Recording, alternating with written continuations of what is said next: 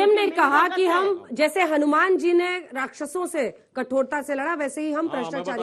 अब तो इतने सालों से आपकी सरकार, शांति से मैंने सुना, उसी शांति से ही हमें बोलने देंगी। ये जितने लोगों की बात बता रहे हैं, मैं पहले एक सिंपल बात कहता हूं, सबको समझ में आती है। कोई लॉन्ग टर्म लोन लेता है अगर, तो 2 साल का लेता है, 4 साल का लेता है, मिनिमम 10 साल का। आप अगर हाउसिंग लोन लेते हैं 10, 15 या 20 साल का, किस जमाने में लोन लिया गया होगा अच्छी तरह समझ सकते हैं।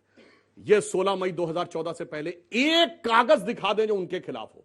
केसेस हमने शुरू किए, ईडी की कार्रवाई हमने शुरू की, विदेश तक जाकर हम लड़े, और जो विदेश में गए हुए लोग हैं 22,000 करोड़ रुपए की उनकी भारत की संपत्तियां हमने जब्त की हैं। मैं इनसे चुनौती से कहता हूं, एक केस दिखा दें। हां, लेटर है विजय माल्या का मनमोहन सिंह जी को धन्यवाद ज्ञापन करते हुए कि स्टेट बैंक ऑफ इंडिया ने मेरा लोन रिजेक्ट कर दिया था, मगर आपकी संस्तुति के बाद मुझे वो लोन मिल गया है। यह धन्यवाद ज्ञापन का लिखित में प्रमाण अवेलेबल। इससे पहले कि हम आगे चले, 24 में आपका एजेंडा क्या है, आप दोनों बताइए, क्योंकि आज छात्र यहाँ पर है, थोड़ा पता चले 24 में आपका एजेंडा क्या है। लिखित में प्रमाण, मुझे 10 सेकंड का लिखित में प्रमाण एक और है। विजय माल्या ने जब देश छोड़ के भाग रहा था तो एक थैंक यू सर्टिफिकेट सबसे पहला अरुण जेटली जी को लिखा था। मेहुल चोकसी और नीरव मोदी के खिलाफ लगातार विपक्ष से चिट्ठियां गई, प्रधानमंत्री कार्यालय में कार्रवाई क्यों नहीं हुई, उसको क्यों भागने दिया गया। ठीक है, अब एजेंडा बताइए और ये बताइए, चुपके से भाग जाओ, हम कुछ नहीं करेंगे। एजेंडा बताइए, 24 का एजेंडा क्या है। पीएम ने राष्ट्रवाद, बजरंग बाण, बीते दिन जो कुछ कहा है, करप्शन, नेशन फर्स्ट, एजेंडा क्या है। आ रहा था तो ललित मोदी के खिलाफ मुकदमा कर देना। आप ये जो मटक मटक के बोलते हैं, आप क्या करने के लिए बैठे हैं सरकार में? आप सरकार में क्या करने के लिए बैठे हैं? तो कुछ नहीं, देखो भैया, मोदी के खिलाफ भी मुकदमा हम कर रहे, नीरव मोदी जो भाग गया उसके खिलाफ भी हम लड़ रहे हैं, तो आप क्या करने के लिए बैठे हैं? जलेबी बनाने के लिए। ललित मोदी का पासपोर्ट नहीं, जलेबी बनाने की दुकान खोले क्या कि यहाँ पर ऐसी मिली भगत 3 लोग? ये बताइए पहले, एजेंडा कुछ है या बस यही चलता रहेगा फुटबॉल? नहीं, सुनिए, कुछ है। हमारा एजेंडा तो बहुत साफ है। 3 चीजें, अडानी को जन कल्याणकारी कार्य, भारत का विकास और आत्मगौरव, तीनों चीजें। और इनका केवल यह है, मोदी हटाओ, इनका केवल यह है, पहले आपस में लड़ो, मोदी से तो बाद में लड़ेंगे, पहले आपस में लड़ लो कि कौन कितना बड़ा नेता है। इसीलिए आप देखिए राहुल गांधी जी की जो यात्रा, मोदी जी के विराट व्यक्तित्व, भाजपा से कोई लेना देना नहीं था। वो केवल किसको हैसियत दिखानी थी? ममता जी को, केजरीवाल को, नीतीश कुमार को। भाई तुम बहुत बड़े, तो देखिए आखिर में वो भी बोल पड़े कि उन्होंने तो कहा, ममता जी ने, कि ये राहुल गांधी को भाजपा ने जानबूझ के किया हुआ है क्योंकि राहुल गांधी से टीआरपी बढ़ती है। अब ममता जी अच्छी हैं कि गलत है, बोलिए। 7 सितंबर आपका एजेंडा 2024 के लिए कांग्रेस पार्टी का के अलावा कुछ बोला, हमें भी बोलने दीजिए। 7 सितंबर से लेकर 30 जनवरी तक हमने एजेंडा बोलने के बाद बोला। अब आपने इनको कोई लेना देना नहीं था यात्रा से।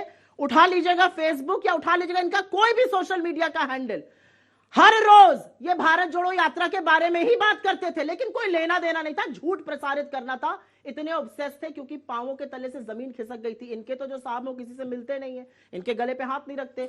हमारा जो बंदा था वो 3500 किलोमीटर चल रहे थे और अजनबियों से मिल रहे थे, युवाओं से मिल रहे थे, महिलाओं से मिल रहे थे, वृद्धों से मिल रहे थे, उनके हौसले बढ़ा रहे थे और इस देश को जोड़ने का काम कर रहे थे, जिसको बार बार खंडित करने का काम आप करते हैं। हमारा सिर्फ और सिर्फ एक एजेंडा है, और हमारा एक एजेंडा यह है कि ऐसा हिंदुस्तान बने जिसमें इन युवाओं के लिए रोजगार हो, जिसमें महंगाई कम हो और जिसमें वैमनस्यता और नफरत फैलाने वाला इनका बाजार बंद हो और मोहब्बत की दुकान खुले। हमारा सिर्फ यह एजेंडा है।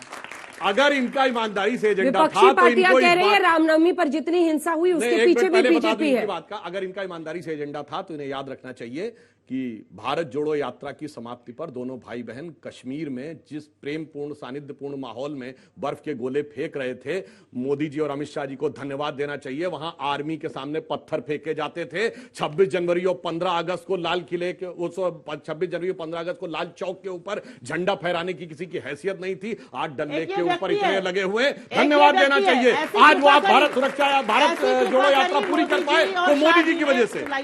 ऐसी कृपा करी मोदी जी और शाह जी ने जम्मू कश्मीर में कि ये व्यक्ति धांधली करके पीएमओ का अधिकारी बनकर जेड कैटेगरी की सुरक्षा लेकर मिलिट्री बेसिस में घूम रहा है। ये आपने हमारी राष्ट्रीय सुरक्षा छोटा सा जवाब हमारी राष्ट्रीय सुरक्षा के साथ ये खिलवाड़ किया है कि हर पोर्ट में अडानी चीनी को लेकर घूम रहा है और आप अडानी और चीन का नाम लेने की हैसियत नहीं रखते हैं। असलियत ये है, असलियत ये है कि ये देश का प्रधानमंत्री देश के सामने कहता है कोई घुसा हुआ नहीं है और चीन हमारे घर में अधिपहर करके बैठा है। क्या बात करते हैं? वैसे ये टेप 5-6 बार इसी डिबेट में बच गया।